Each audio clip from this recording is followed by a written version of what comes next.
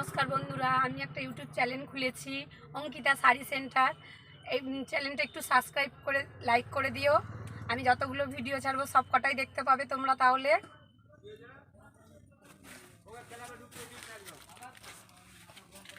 দেখো, এগুলো কাকিমাদের পরার মতো শাড়ি, খুব সুন্দর দেখতে হবে।